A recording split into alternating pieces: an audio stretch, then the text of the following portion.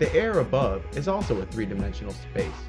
A human, not being able to fly, has access to two dimensions and can only walk along the surface of the earth.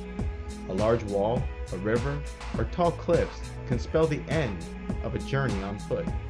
But a bird has access to another dimension, up and down.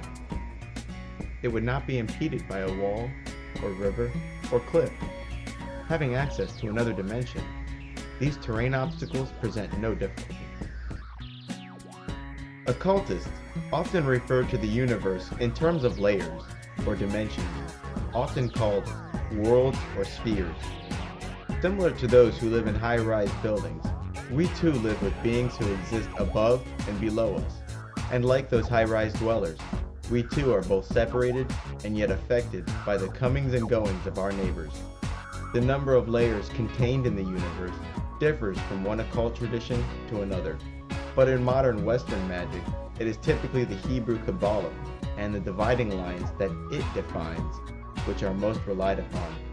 The Kabbalah is a series of ancient Jewish texts that define the nature of reality, the number of universes, and the rulers of those universes.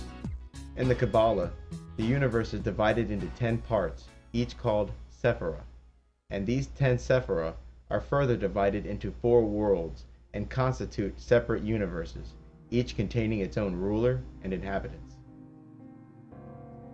The 4 worlds in which the 10 Sephirah are divided into are Atziluth, the divine world of archetypal ideas; Braya, the creative world of the archangels; Yetzirah, the astral world of angels and demons; Asaya, the material world. In the Kabbalah, and occult in general, the universe is seen as a series of layers where energy, originating from the top, cascades downwards, becoming increasingly solid. Each layer represents a slightly more solid reflection of the contents of the layers above. Since this energy is constantly flowing down through the worlds, any alteration occurring above will trickle down to the lower levels. It's curious that modern-day scientists, the self-proclaimed string theorists, are coming to the exact same conclusion as the ancient Kabbalah did, a 10-dimensional universe. Another system which is equally common, and probably more friendly to the human mind, is the breaking up of the universe into 5 layers. The first layer, spirit, represents the mind of God and is composed of pure energy. The layer below, the mental universe, represents a series of concepts and identities. Objects in the mental world do not respect time and space, but instead represent timeless identities, and one of these identities is the entity you call you, or your soul. The mental world is no more than a collection of concepts and thoughts. Things like rocks and trees do not exist on the mental plane. Only the idea or concepts of a rock and the concept of a tree. The third world, and perhaps most crucial to the magician, is the astral world. The astral world, unlike the mental world, is subject to a sense of space and time. The fourth of the worlds is the etheric. This world, sometimes used interchangeably with the astral world, is the universe that provides the foundation for the material plane. The etheric world is also where the life force, the energy created and used by life forms, resides. Finally, there's the fifth level of reality, the material universe.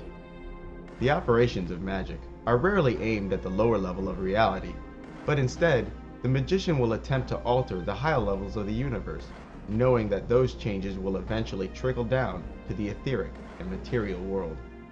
It is in this way does the magician alter reality by intention. The mental world, being nothing but concepts and thoughts, are affected by the magician in such a way as to produce predictable results on the lower levels of reality. One could argue that my distinction of mental, astral, etheric worlds is unnecessary or just plain wrong. Some occultists only make reference to 3 worlds, the divine, the astral, and the material. I'm satisfied as long as you understand the concept of cascading and slowly solidifying energy. But in truth, there's nothing slow about it. The objects in the separate worlds are copies of each other, tethered together by a rope. They respond instantly to changes in the others. As above, so below. Every individual has a copy of themselves on each of the 5 planes. These 5 copies of the self are not united, however, but instead divided into 3 pieces by 2 large gaps. The first gap is often referred to as the veil, and this veil not only divides the astral plane into 2 parts, it also divides the material body, called the lower self, from that person's guardian angel. Between the astral and the mental planes lies the second deep gap. This gulf is often called the abyss. The abyss is what separates a person from their higher self, often called their higher genius. The higher self is nothing more than copies of an individual which reside in the planes above and represent each person's connection to God. Further, the way the total universe is divided is also up for grabs. Some in the occult speak of 7 heavens, 7 hells, the astral and material planes. Others speak of only 4 partitions of the universe: the abyss, the heavens, the astral, and the earth. Others still speak of 4 partitions: the infernal, heaven, the astral, and the material. The cross sections that occultists have divided the universe differs, but there is general agreement regarding the function and nature of the separate worlds.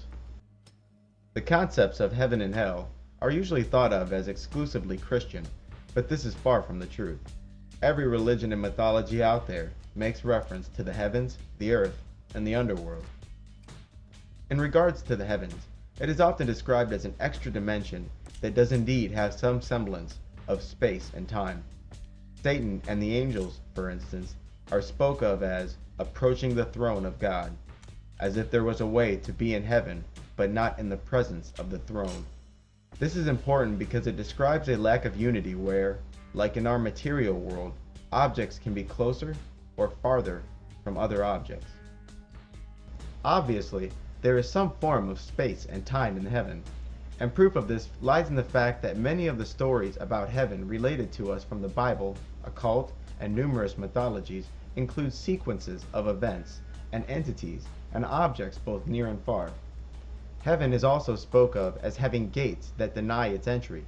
Implied in this is that heaven and our world are connected by a guarded nexus point.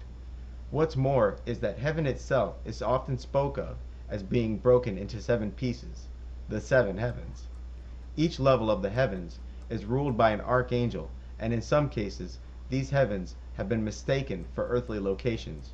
For example, I've heard occultists, texts of the Christian Apocrypha, and Muslims speak of the Garden of Eden as a location that resides in the 3rd heaven as opposed to a terrestrial location. Then there is hell, sometimes called the abyss, the cliff-off, the averse or causal realms. Similar to how the heavens are broken into 7 pieces, hell is also considered to exist as separate worlds and, like the heavens, each partition has its own ruler.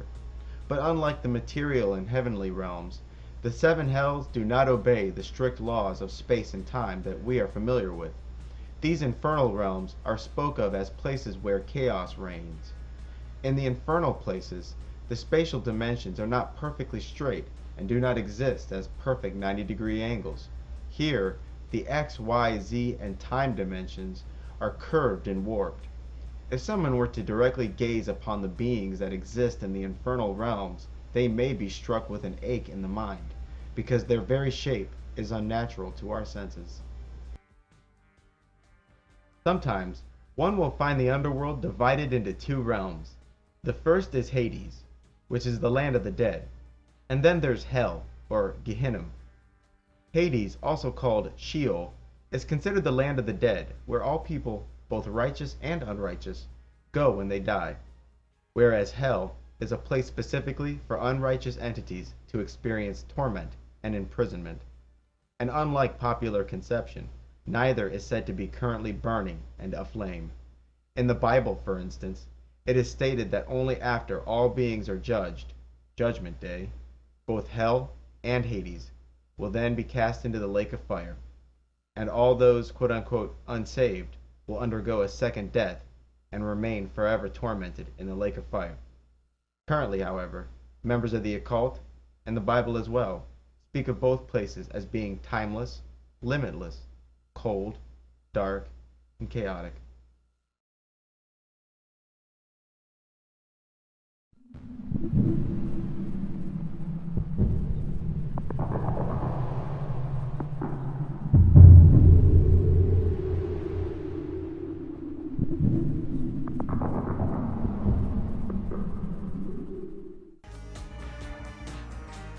Occultists often tend to get a kick out of the way the average person interprets their dreams, and rightfully so.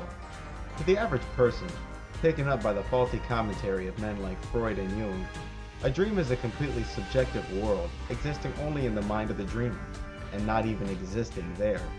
Psychologists suggest that dreams are no more than the subconscious working on a problem, or the subconscious acting out the daily worries and thoughts of the dreamer. They claim that dreams are a fleeting, non-existent universe created solely by the dreamer, and that all the events and characters contained in the dream are simply projections created by the sleeping individual.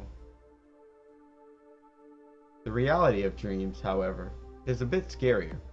To start, it is a false assumption that the events and characters that occupy one's dreamscape are entirely their own creation. Far from being mere projections of the sleeper's psyche, some dream characters are in fact spirits who have clothed themselves in some form and have entered into your dream.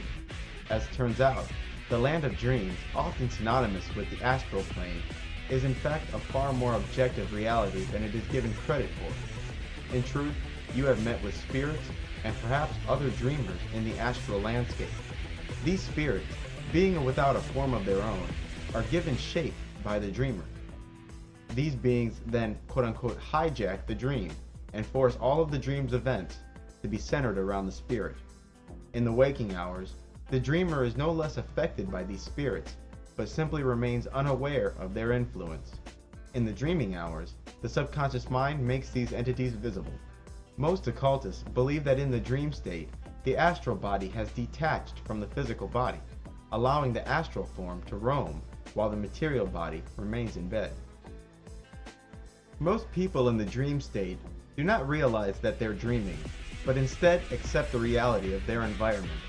Helplessness is a common feeling amongst dreamers because they feel as though they're acting out a role in someone else's movie. Lucid dreaming is the opposite of this.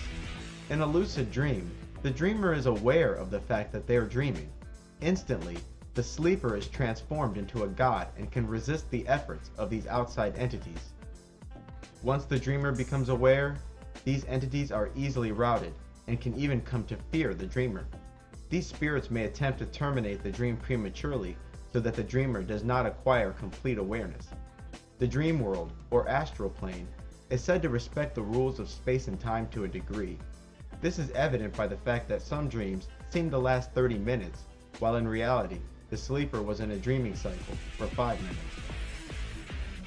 Distances between 2 points are also nonlinear in the dream. Concepts of space and time remain, albeit altered. There are cases where the dream world seems to exist outside the boundaries of space and time. I've heard it remarked upon that the feeling of deja vu was in fact a premonition of the future, delivered to the sleeper in a dream, and, months later, the person finds themselves living the exact moment where they had predicted and dreamt about. It is said that the divine mind gives visions of the future to the dreamer. Going to bed on an empty stomach, a vegetarian diet, and abstinence from alcohol are claimed to facilitate these types of dreams. Occultists recognize no difference between the astral realm and the dream realm, to such the extent that astral projection is considered nothing more than lucid dreaming. This world of the astral is alleged to not be a separate world at all, but rather a realm that lies directly on top of the material world. The astral, or quote-unquote spirit world, is said to be touching every point in our space. These dream-invading spirits are often engaging in a little more than just play, for it is said that many spirits vampirically feed from the sleeper's life force. Life force is an invisible form of energy that surrounds and empowers the body. The life force, sometimes called the astral body or aura, surrounds the physical body and usually extends a couple inches or feet outside of the physical body. A human void of life force is dead, regardless of the biological